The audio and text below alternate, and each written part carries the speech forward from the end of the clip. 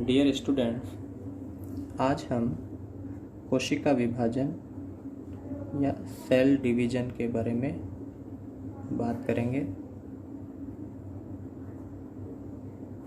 कोशिका विभाजन पिछले क्लास में हमने सेल साइकिल पढ़ा था, जिसमें हमने देखा था कि कोशिका के जो जीवन चक्र होता है उसकी दो अवस्थाएं होती है। सेल साइकिल की हमने दो अवस्थाएं देखी थी, एक इंटरफेज और दूसरी डिवीजन फेज। ठीक है, इंटरफेज होती है जिसकी हमने बात की थी, इसकी तीन अवस्थाएं होती है, जबकि जो डिवीजन फेज है इसकी हमें स्टडी करनी है। डिवीजन फेज है यह दो चरणों में पूर्ण होता है। पहला चरण होता है जिसमें केंद्रक का विभाजन होता है, जिसे कैरियोकाइनेसिस कहते हैं, और दूसरे चरण में कोशिका द्रव्य का विभाजन होता है,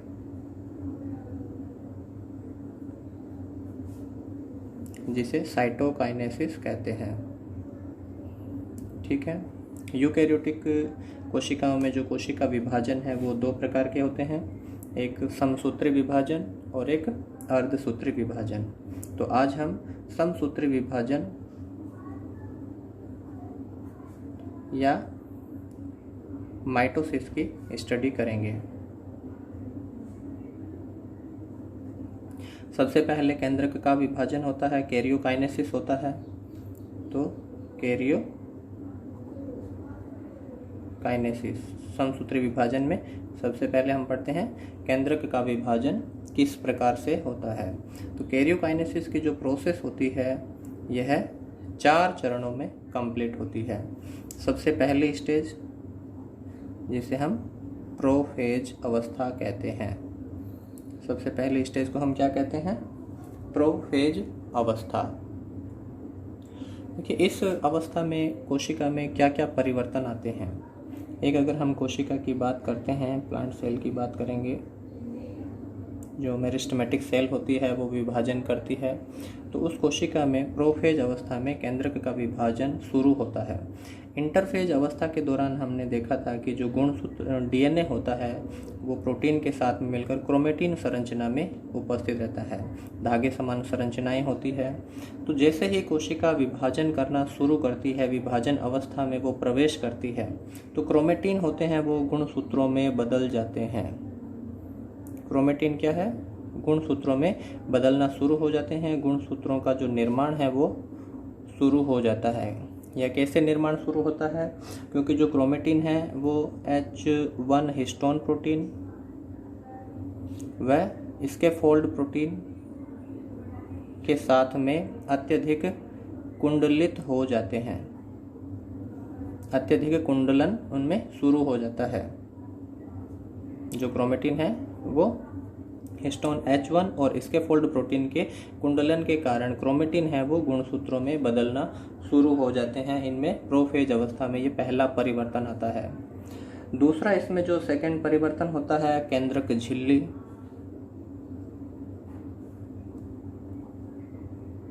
व केंद्रिका या न्यूक्लियोलस लुप्त हो जाती है या डिसअपियर हो जाती है। केंद्रक झिल्ली है, केंद्रक के हमने देखा था कि ये डबल मेम्ब्रेन बाउंड संरचना होती है।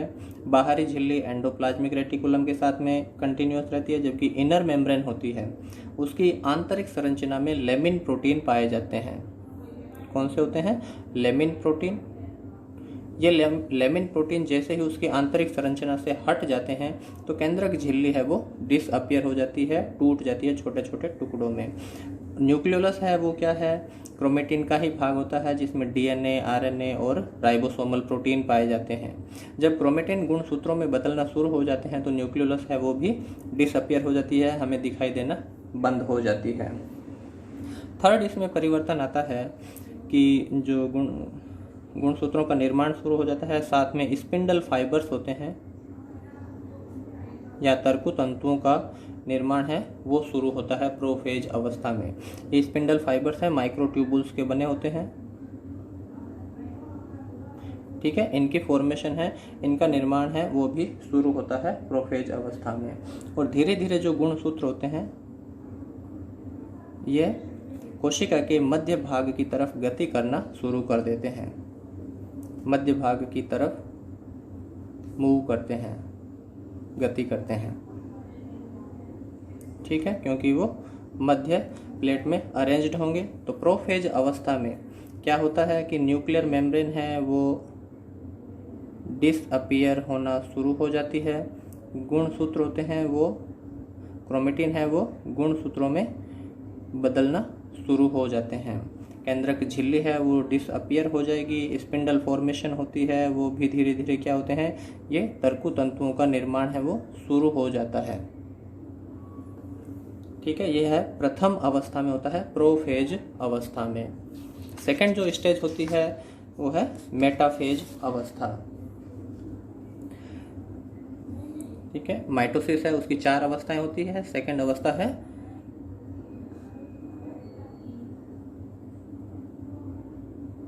Metaphase stage. इसमें क्या क्या परिवर्तन आएंगे मेटाफेज स्टेज में, कि गुणसूत्र होते हैं वो अपने अधिकतम रूप में कुंडलित होते हैं। इस अवस्था में, प्रोफेज अवस्था में गुणसूत्रों का कुंडलन शुरू होता है और गुणसूत्र होते हैं वो अपने अधिकतम रूप में कुंडलित हो जाते हैं। यानी यदि हमें गुणसूत्रों की स्टडी करनी है तो हम मेटाफेज अवस्था के गुणसूत्रों का अध्ययन करेंगे, क्योंकि ये सबसे मोटे गुणसूत्र होते हैं। इस अवस्था में जब गुणसूत्र होते हैं, सबसे मोटे गुणसूत्र है वो मेटाफेज अवस्था में पाए जाते हैं। ठीक है, सेकंड होता है गुणसूत्र होते हैं वो मध्य पटलिका की तरफ या कोशिका का जो मध्य भाग होता है उस भाग में ये अरेंज हो जाते हैं, मध्यवर्ती प्लेट क्षेत्र में व्यवस्थित हो जाते हैं। गुणसूत्र क्या करते हैं, सेकंड इनमें परिवर्तन आता है कि गुणसूत्र मध्यवर्ती प्लेट क्षेत्र में व्यवस्थित हो जाते हैं। थर्ड इनमें परिवर्तन आता है कि जो स्पिंडल फाइबर्स बनते हैं,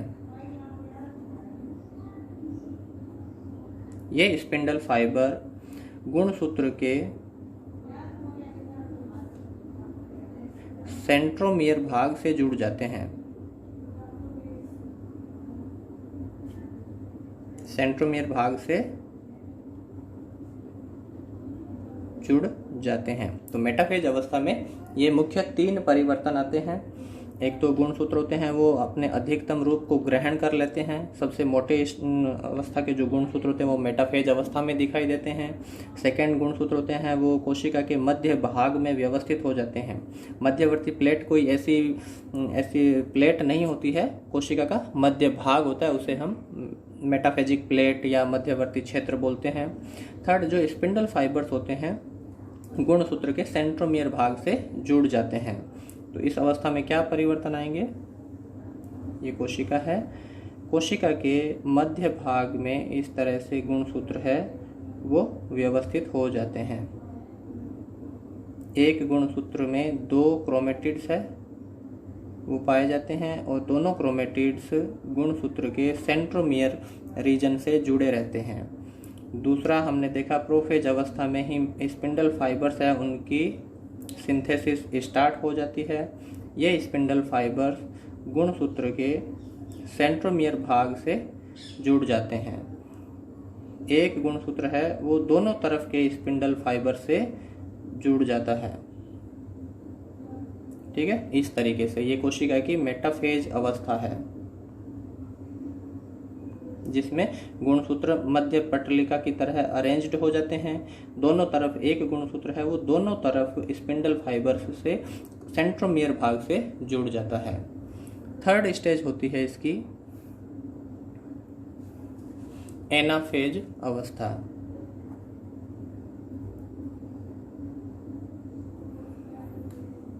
देखिए, कोशिका विभाजन में क्या होता है, केंद्रक का सबसे पहले विभाजन होता है। विभाजन या हम इसे बंटवारा भी कह सकते हैं। तो सबसे पहले जो बंटवारा होता है वो डीएनए का होता है, बंटवारा। ठीक है, तो एनाफेज अवस्था में क्या होगा कि जो मध्य परत में गुणसूत्र व्यवस्थित हो चुके हैं, जो स्पिंडल फाइबर्स से जुड़ गए हैं, ये अब दोनों तरफ आधे आधे भाग में विभाजित होकर दोनों तरफ गति करना शुरू करेंगे। और इनका विभाजन इस तरीके से होता है कि ये एक गुणसूत्र है जिसमें 2 क्रोमेटिड उपस्थित है। ये दोनों तरफ स्पिंडल फाइबर्स से जुड़े हुए हैं। जब इनका विभाजन होता है तो इनका फिजिकली डिवीजन होता है। यहाँ से ये सेंट्रोमेरिक रीजन से यहाँ से ये टूट जाएंगे और जो गुणसूत्र है वो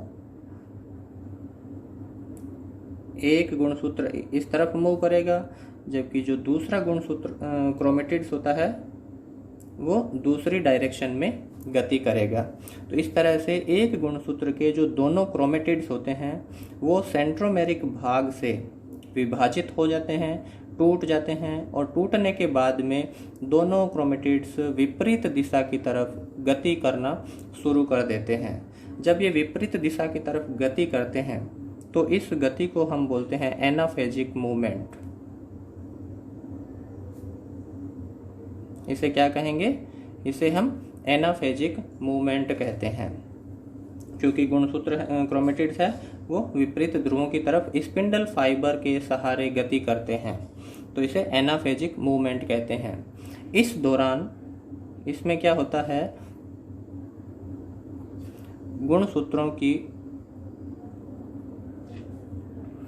गुणसूत्रों में सेंट्रोमियर की स्थिति के आधार पर या पोजीशन के आधार पर हम उसकी मॉर्फोलॉजी या आकृति का पता लगाते हैं। आकृति का हमें पता चलता है कि गुणसूत्र किस प्रकार के हैं। ठीक है, सेंट्रोमियर की स्थिति के आधार पर देखिए गुणसूत्र 3 टाइप के होते हैं। अगर सेंट्रोमियर बीच में उपस्थित है तो इसे हम बोलेंगे मेटासेंट्रिक है। अगर सेंट्रोमियर बीच में से थोड़ा शिफ्ट हो गया है एक किनारे की तरफ तो इसे बोलेंगे हम सब मेटासेंट्रिक है। ठीक है, और अगर गुणसूत्र सेंट्रोमियर एक सिरे पर उपस्थित है तो इसे हम बोलेंगे टीलोसेंट्रिक है। ठीक है, और अगर सेंट्रोमियर उपस्थित नहीं है तो उसे एसेंट्रिक क्रोमोसोम या गुणसूत्र कहते हैं। तो जब ये एनाफेजिक मूवमेंट होती है, इस दौरान गुणसूत्र की जो आकृति होती है, क्रोमेटिड्स की जो संरचना होती है वो पता लगती है कि यदि ये मेटासेंट्रिक है तो उस समय इसकी आकृति वी शेप में होगी, इस तरीके से। ठीक है, क्योंकि ये इस तरफ इसको खींच के ले जाएगा। और यदि ये सब मेटासेंट्रिक होती है तो इसकी आकृति है वो एल शेप में या जे शेप में होती है। या तो ये एल शेप बोलेंगे इसको या फिर हम इसको जे शेप भी कहते हैं। और यदि वो टीलोसेंट्रिक है तो उसकी आकृति आई शेप में होती है। ठीक है, टीलोसेंट्रिक है तो उसकी आकृति आई शेप में होगी, सब मेटासेंट्रिक है उसकी आकृति एल शेप में होती है, और मेटासेंट्रिक गुणसूत्र है वो वी आकृति के हमें दिखाई देते हैं एनाफेजिक मूवमेंट के दौरान। और एनाफेज अवस्था में जो गुणसूत्र है वह दोनों ध्रुवों पर पहुंच जाते हैं। चौथी अवस्था है टीलोफेज।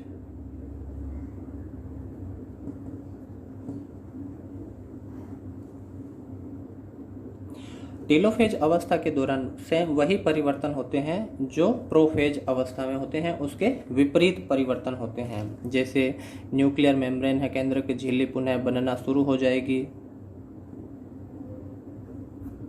केंद्र की झिल्ली है वो पुनः निर्मित हो जाती है, केंद्रिका बन जाती है, और गुणसूत्रों का जो कुंडलन होता है वो भी धीरे धीरे कम हो जाता है। तो इस तरह से 4 अवस्थाओं में केंद्रक का विभाजन होता है, कैरियोकाइनेसिस होता है। प्रोफेज, मेटाफेज, एनाफेज और टीलोफेज अवस्था में कैरियोकाइनेसिस के बाद में सेकंड विभाजन होगा साइटोकाइनेसिस का। सेकंड कौन सा होता है उसके बाद में? साइटोकाइनेसिस या कोशिका द्रव्य का विभाजन होता है। जब केंद्रक का विभाजन कंप्लीट हो जाता है तो साइटोकाइनेसिस होता है। क्योंकि देखिए प्लांट सेल के अंदर सेल वॉल उपस्थित होती है और सेल वॉल रिजिड या कठोर सेल वॉल होती है। इस कारण जो इसमें साइटोकाइनेसिस होता है वो सेल प्लेट मेथड के द्वारा होता है। किसके द्वारा होता है? Cell plate method. देखिए सेल प्लेट मेथड क्या होती है? जो कोशिका है प्लांट सेल लगभग आयताकार आकृति की होती है। केंद्रक विभाजन के द्वारा दो केंद्रकों का निर्माण होता है और जहां पर मेटाफेजिक प्लेट का निर्माण होता है जहां पर मेटाफेजिक प्लेट का निर्माण होता है उस क्षेत्र पर फ्रेगमोसोम्स, एंडोप्लाज्मिक रेटिकुलम और गोल्जी की जो वेसिकल्स होती है वो यहाँ पे आके अरेंज्ड हो जाती है, व्यवस्थित हो जाती है और गोल्जी वेसिकल के अंदर पेक्टिन पदार्थ भरा रहता है। वो पेक्टिन पदार्थ यहाँ पे सीक्रेट होता है और उन गोल्जी वेसिकल्स से सेल मेम्ब्रेन का भी यहाँ पे निर्माण हो जाता है। इसे हम सेल प्लेट कहते हैं। और ये सेल प्लेट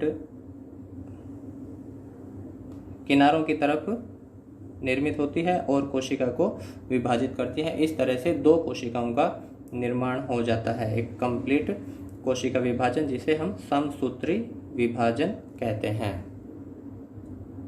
हम देखिए समसूत्री विभाजन की इंपॉर्टेंस क्या है। समसूत्री विभाजन एक कोशि के जो यूकैरियोटिक जीव होते हैं उनमें यह एक तरह की रिप्रोडक्टिव मेथड है। किसमें है? यूनिसेलुलर यूकैरियोट्स में। ठीक है। इसके अलावा जो मल्टीसेलुलर होते हैं उनमें ये जो उनका शरीर है ग्रोथ होती है, ग्रोथ के लिए रेस्पॉन्सिबल होता है सेल डिवीजन, माइटोसिस है। इसके अलावा जो रिपेयर मैकेनिज्म होती है या कहीं घाव हो जाता है कोशिकाओं का तो रिपेयर मैकेनिज्म माइटोसिस के द्वारा होता है। कोशिका विभाजन क्यों होता है हमने पढ़ा था, सरफेस एरिया टू जो वॉल्यूम रेशो है यह अनुपात निश्चित अनुपात बना रहता है। ठीक है, क्योंकि जैसे ही यह अनुपात गड़बड़ होगा कोशिका विभाजन करती है। इसी तरह से न्यूक्लियोसाइटोप्लाज्मिक जो रेशो होता है वो भी एक निश्चित अनुपात में बना रहता है कोशिका विभाजन के द्वारा, समसूत्री विभाजन के द्वारा। साथ ही जो डीएनए की मात्रा होती है कोशिका में 2 बराबर भागों में बंट जाती है, विभाजित हो जाती है। नेक्स्ट क्लास में हम मियोसिस की स्टडी करेंगे। Thank you.